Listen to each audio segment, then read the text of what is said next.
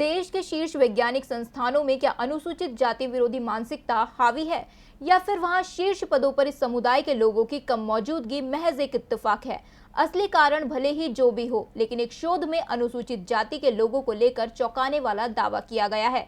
आखिर क्या है ये दावा और क्या वाकई अनुसूचित जाति के लोगों के साथ हो रहा है भेदभाव? जानने के लिए देखिए ये खास रिपोर्ट।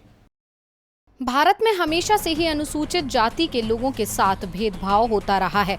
वहीं बीजेपी के आने के बाद तो ये खाई और भी गहरी हो गई, जिसके चलते अनुसूचित जाति के लोगों को उनके अधिकार से वंचित किया जा रहा है। दरअसल IIT, IISc जैसे देश के टॉप संस्थानों पर एक शोध किया गया, जिसमें ये बात निकलकर सामने आई कि इन संस्थानों में 15% आरक्षण के बावजूद अनुसूचित जाति के कर्मचारियों की संख्या आज भी शीर्ष पदों में कम है। जिससे अब ये सवाल खड़े होते हैं कि क्या ये एक सोची समझी साजिश के तहत हो रहा है?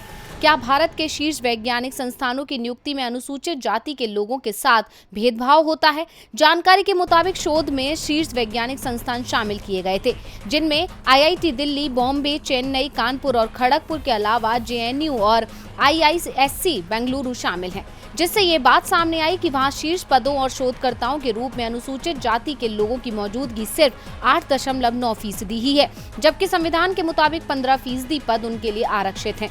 वहीं इन संस्थानों में 66.34% पदों पर सामान्य वर्ग और धार्मिक अल्पसंख्यक के लोग काम कर रहे हैं। अगर रिपोर्ट पर गौर करें तो 5 शीर्ष IIT में अनुसूचित जाति के लोगों का प्रतिनिधित्व 6 से 14% के बीच है, जबकि IIT दिल्ली में यह 6 और खड़गपुर में 14% है। वहीं Indian institute of science Bengaluru में यह 12% दर्ज किया गया है। लेकिन हैरान कर देने वाली बात यह है कि 2020 में IIT दिल्ली के 2018 और IIT बॉम्बे के 324 प्रोफेसरों में से कोई भी अनुसूचित जाति का नहीं है।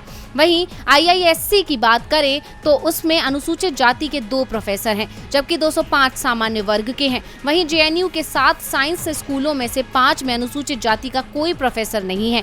तो क्या अब ये कहना मुनासिब होगा कि भारत के शीर्ष वैज्ञानिक संस्थानों में ब्राह्मणवादी मानसिकता हावी है?